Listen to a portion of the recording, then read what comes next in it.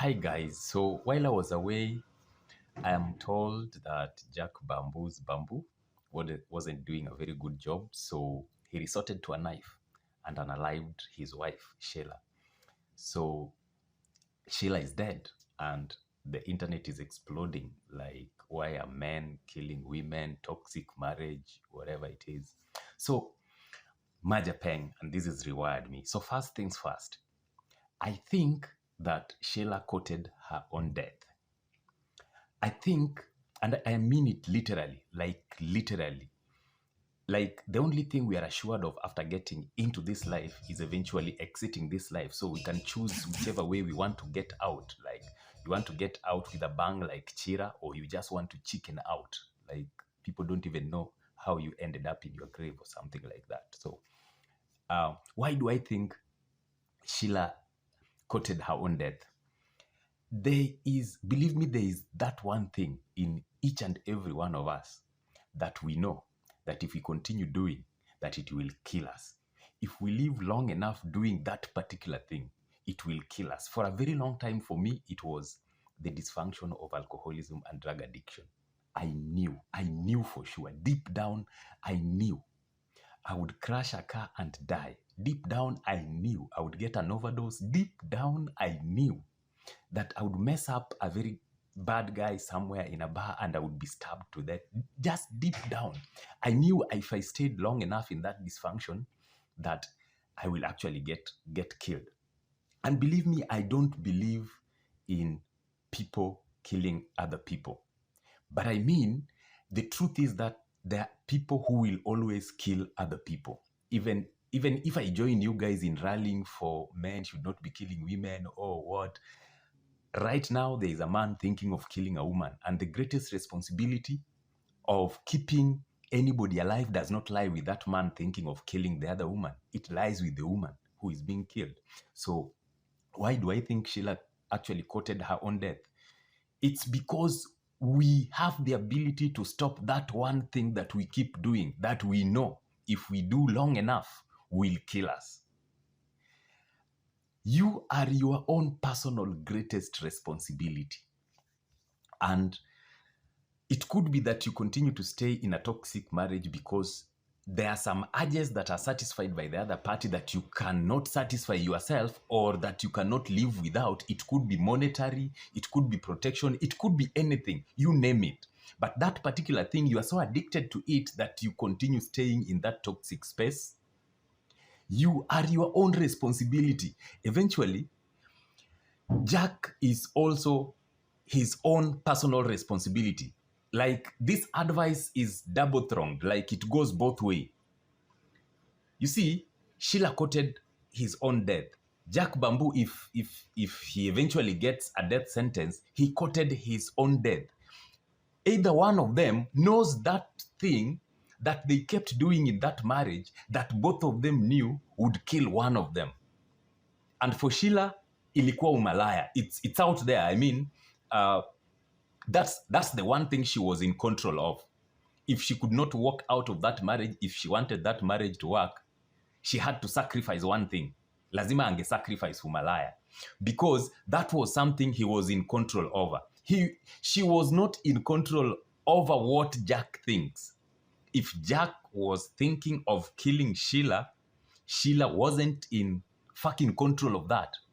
But if Sheila knew the one thing that she kept doing, that kept enraging Jack, that, you know, if Jack didn't kill her, she probably would still be killed by somebody in the next marriage. Believe me, everybody knows that one thing. That one thing that you are sure if you live long enough and nothing else kills you, that thing eventually takes you out. All of us know that thing. And for me, I think it's high speed on a motorcycle. I don't think if I had the slightest mistake on a motorcycle, I would survive it. I don't think I would survive a motorcycle accident. And if I live long enough and mistakes are bound to happen, I tend to think that is something that eventually takes me out, you know? And I am sure Sheila knew that thing. You see, if you look on the side of Jack also knew that one thing that would eventually take him out, that would eventually mess everything up. And the reason I'm saying this also messes Jack is because I don't think the murder was premeditated. Because if you premeditate a murder, you probably close the business, you probably have a plan. Like you just don't abandon your car in the middle of the CBD and eventually run to Narok and you are picked by the police or something like that. No, a premeditated murder has a very nice exit strategy where you are probably found in Congo and you've changed your name and you're probably now just existing. But these people probably found themselves arguing in the bedroom. And one thing led to the other, and Jack's anger, that which he had control over, that one thing, that anger, that thing, that dysfunctional thing that get into your head and you have no control. Anything goes after that. That thing, you have control over that thing. And however much we keep preaching that men should be taking care of women, that men should not be stabbing women, that women have got the freedom to do whatever it is they want to do, they should be protected and stuff like that, nothing changes the fact that there is one man right now who is quoting that idea of killing a certain woman right now. And that particular woman being targeted for a killing does not know what this man is thinking, but she has the control over that one thing that she keeps doing that she is sure will eventually kill her. Now, how do you solve all this? Self-awareness. I have kept preaching this, like I can't stop preaching self-awareness. Self-awareness. Kama wewe unajua it's anger is your problem, that was probably Bamboo's problem. If anger is your problem, get out of that which takes you to the edge. Get out of that trigger zone. If that trigger zone is that marriage, walk away. It was as much Sheila's responsibility to walk out of this relationship as it was Jack Bamboo's. Because if Jack stayed long enough, he was going to kill this lady. And sure, he did. If Sheila lived long enough, even after walking away from Jack and continued with the life that she was living, probably another man would kill her for the very same reason. All of you guys know that one reason. That one reason, that if you live long enough in this earth, that reason will surely kill you. If nothing else does kill you, that particular reason will kill you. All of you know that reason. Now you are in control of that reason. You sort it out. And all this comes from self-awareness. You have to know your weaknesses. You have to know what triggers the madness in your head. Everybody is mad at some point. You have to fucking know that. You have to know when you are walking on the edge. You have to know when to just keep quiet. You have to know when to walk away. You have to know when a relationship is over, has lasted its entire life cycle. You have to know that. And you have to walk away with your head high. Because who loses now? It's these kids that loses. And we can encourage people all we want to walk away from marriages that are toxic. But if they're walking away with their own intrinsic personal dysfunctions, then they're just carrying the same things into the next marriage. I have talked to people who have told me that they keep dating the very same people, the very same abusive people. Like my last relationship is the same as this one I am having, and it is just as toxic as the other one. Why? You carry the same dysfunction. That dysfunction attracts the same reaction from the other person. So you're not necessarily going to get a new person. Change happens from within you. And I have heard Luos say, if you are Japap, and Japap is a person who ameamua tu umalaya ndio yake, na kama umeamua hivo, tafadhali wachana na marriage completely. Because marriage is a different arena. It requires a lot of things that people who are in the pub do not possess. It requires a lot of patience and all this stuff. Hope that helped. By now kila mtu ashaona hiyo story ya Sheila mwenye ameuliwa na bwanake. anaitwa Jack. Kila mtu ako kwa hiyo story, but wacha tuseme facts zenye ziko kwa hiyo story. Number 1, Sheila na Jack, yes, walikuwa married. Lakini kitu watu wengi hawajui ni kwamba Jack alikuwa na bibi kabla apatane na Sheila 2017. Kwa sababu alioa Sheila 2017, probably walipatana 2016-15 huko. Kwa sababu Sheila alikuwa side chick wa Jack. Na walipatana wapi? Huko kwa hizo Ohangla. Zinaitwa Ohangla. Hizo club za Waluo, hizo za sunashika za Luo music. Venye walikuwa tu wamefungua club yao wanaiweka ya Luo music. Venye the same way amecheat na huko Ohangla. So close friend yao amekuja akaniambia story venye ilikuwa. Sheila was a very outgoing woman and a very loud woman. Na Jack ni mse mpole. According to me siwajui by the way. Me according ni tu venye nimeletewa story nikaambiwa mimi siwajui. So Jack alikuwa wale wanaume wametulia, alafu akapenda Sheila.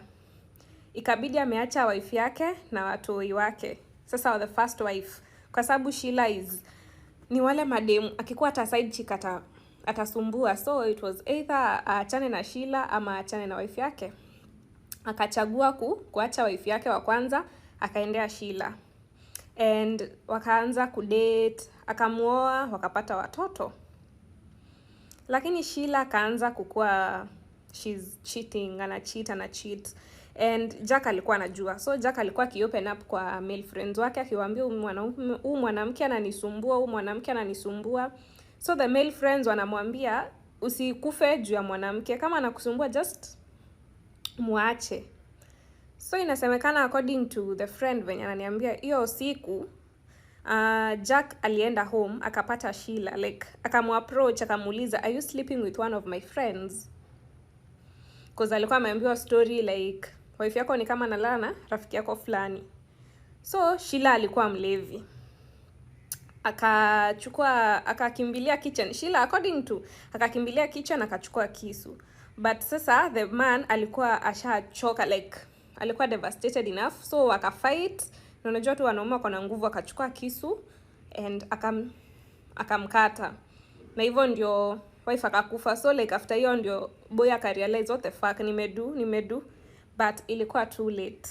Wewe venye utaelewa hii story, venye utalearn kutoka kwa hii story. Lakini Sheila alikuwa dem anapenda kupati, outgoing, and Jack alikuwa anavumilia mengi, and finally akashindwa kuvumilia akamuua, which is very wrong. Na sasa yeye ataishi jela na dem amekufa, wameacha watoi. I don't know what to get from this story, but anyway, hivyo ndio kuko. If you're out there dating my daughter, if it is not going, let her come back to me. It is fine. It is okay not having a husband. It is okay being single. It is not okay being murdered in a relationship. Angomo chuno. Is it a must? No way. No way. It is painful. Look at this family. I don't want to talk about it because I don't know them. But it's hitting headlines. They've become famous of killing each other. Now this young man is going to be in jail. He's a director of a school, for God's sake. He had provided an opportunity for some other people's children to see light in education. He is a pillar in his community. And right now, with all the brains and everything, he's going to be locked behind the bars. I walked away twice from Nelly. We got back again because of both of us understand each other. And he's never laid his hands on me. He has never lifted his hands on me. He believes that a mature man doesn't lay hands on a woman. That is his upbringing. I am not judging anybody here, but I'm telling the young girls that it is okay to go back home inside a matatu than going back home on top of a matatu. It's okay, my children coming back home calling me mommy. I don't want to be called bereaved.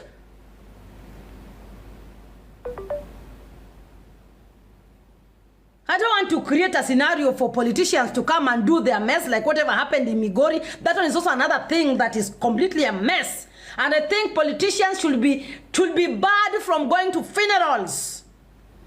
I am so mad on Mother's Day. Politicians should be barred from going to funerals because it looks like they are celebrating when somebody is grieving. People are mourning. You are busy throwing tear gas and rungus and all over the place. When you guys came to mourn or you came to throw your manifesto? Pugo we mourn, maiti lali ya kanye, usianze kunitikinya sahi. Even men, if you marry a toxic woman, even ladies are slaughtering people's children. Women are busy killing people's sons and daughters. I'm talking as a mother because this thing is touching me. I'm getting trauma. I'm not sleeping. When I saw that girl being carried from her apartment, my God, inside a gunia, my God, why? Let the innocent girl go. Well, the team nemo gumo lokre taramo team gike oko kucho werigi nyatingato. That one is a sister to somebody. That one, these earthly things. If the love is gone, it's gone. What are you trying to cover face for?